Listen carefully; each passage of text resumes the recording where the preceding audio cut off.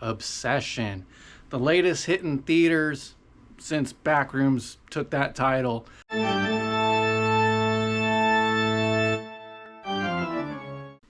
So Obsession, tonight's latest review. It came out in, I think, early May, and it's been making box office records left and right. I think it had like a stronger second week than its first week or something crazy like that. It's a wild, wild movie about a guy who is madly in love with a friend of his. It's just not playing out the way he wants it to. Even if it did, he just doesn't have the cojones to really make a move. And when he misses that opportunity, he takes things to a different level, makes a wish that she would fall in love with him. Well, the wish worked, and he's gotten a bit more than he could have asked for. So first point about this movie is Inde Navarrette's performance is fantastic. She knocks this one out of the park. Every single scene, and even when she's normal, she is showing a different range of emotions and behaviors and attitudes that make her character just a joy to watch, because you don't know what's going to happen next.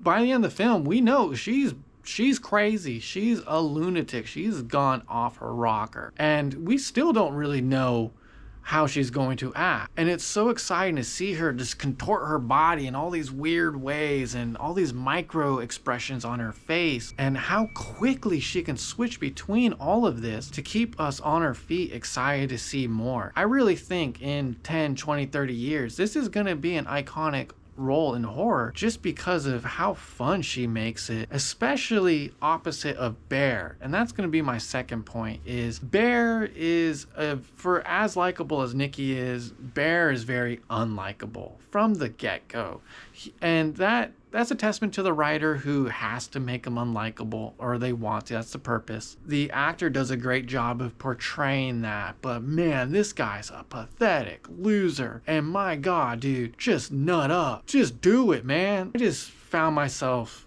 just hating this dude because he just doesn't do anything to convey how he feels the right way. Right? He just never really just one-to-one with himself goes, bro, you gotta do it, or you're gonna regret this for the rest of your life. Right? That's kind of where he's at, and he just succumbs to it and allows it to continue to fester inside of him, which, caveat, that usually leads to bad things for men, and it can create a lot of incel-like behaviors. And he takes this a step further when he uses this magic trick. And now he's not very aware of it, but it works. And once he realizes it works, and once he realizes to the extent that it worked, he's just like, cool. Ain't no problem for me. I don't mind too much. And it just makes him more of a sleazy person as the film goes on. And while he's the main character, he is most definitely the villain. And I just found him really, really hard to watch when he was on screen. However, like I said, the wish pays attention to what's wished for and how it's asked for. And the way he does that, I don't think could have been achieved with any other type of personality, right? I think he had to be that level of lame to really reach that type of result from the One Wish Willow. Next, I don't understand this, but every trope that's ever troped a horror movie, the friends always suck. I don't know why. I don't know what leads to this happening, but they do.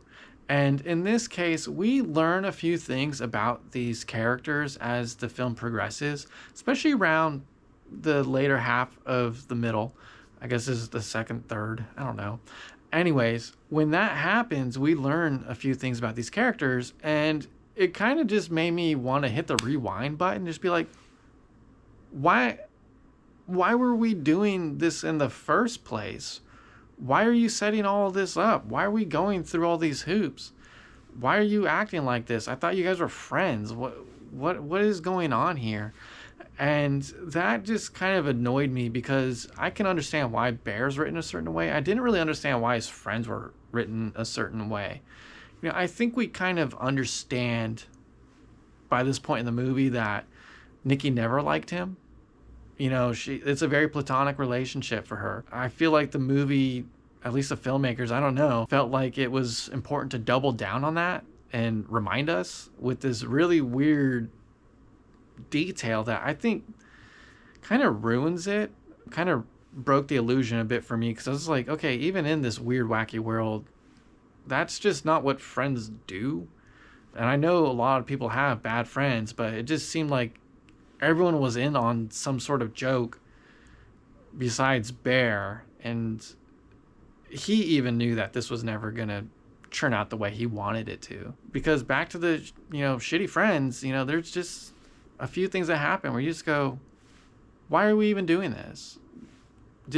You know what I mean? That kind of knocked it down for me. Overall, I would give this movie 3 out of 4 stars. I think it's a good Friday night. I thought Bear's character was really difficult, but Inde Navarrette stole the show so much, and she made it so fun to watch. I really think novelty horror is a super fun genre that kind of pulls back and reminds me a lot of The Monkey's Paw, to sort of see what could happen or what could go wrong when we're given this magical freedom to get exactly what we want. The trope is, well, be careful, you never know, it might be worse than you thought. Maybe you want something else, and it's clear he does. If you saw it, tell me what you think in the comments down below. We'd love to know. I will see you guys next time.